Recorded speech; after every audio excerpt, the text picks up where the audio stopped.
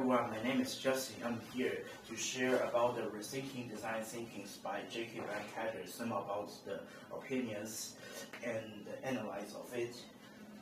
Here is some background about Venkatesh. He is a designer, strategist, and thought leader in the design innovations and complexity thinkings, which he focused on the census makings, co-creations, and next thinkings, which he argues that the traditional design thinking is too rigid for the complex problems, and we need actually more clear frameworks.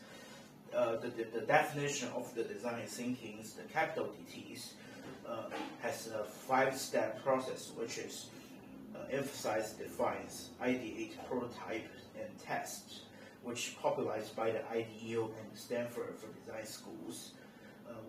But he criticized actually the concepts are too linear and simplistic, assume problem solving and follow a structured path.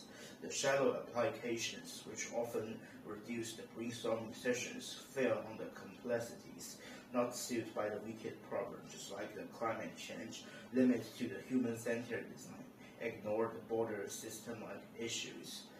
And for the lowercase design thinking, it's unlike the capital design thinkings. It's a more original, deeper approach to design that involves strategies, systematic, and iterative thinkings that go beyond the human-centered designs, and also have the interdiscrepancies problem reframing that have the several concepts. It's the non-linear and adaptive problems are complex and require flexible solutions. The system-oriented looks beyond single users' needs to system-wide impact. The deep problem framings focus on the understanding of the root problems before the ideations. Collaborative and interdiscrepancies involve the multiple discrepancies beyond the design, just like in a different field.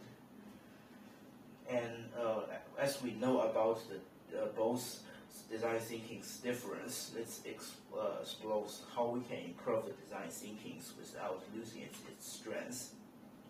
I think what we should keep is the human-centered approach, which the user needs are still important. The creative and the innovation focus, where that people generating new ideas are still available. Accessibility that everyone could actually make the designs is a really good advantage.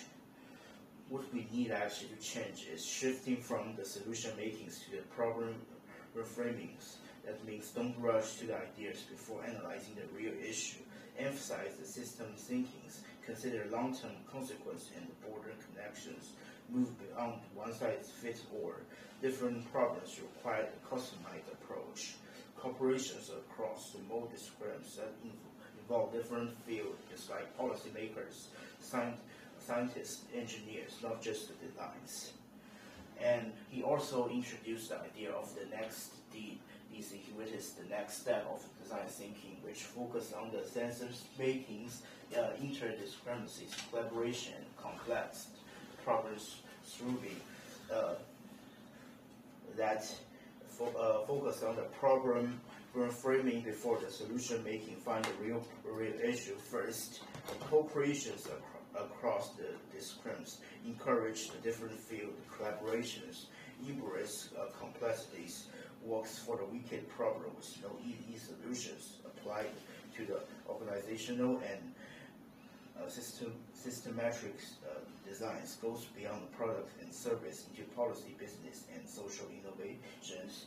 And here are some opinions about these books. The strong point is easy understanding definitions about the design thinking, move beyond the surface level innovations, encourage interdiscrepancy collaborations, point designs as strategist thinking, but it also has some weak point about the design thinking still lack the clear structured frameworks, and some point that overemphasize design thinking's failures, and it's difficult to organizations to adopt, and it lacks of the evidence of case studies in the next thinkings.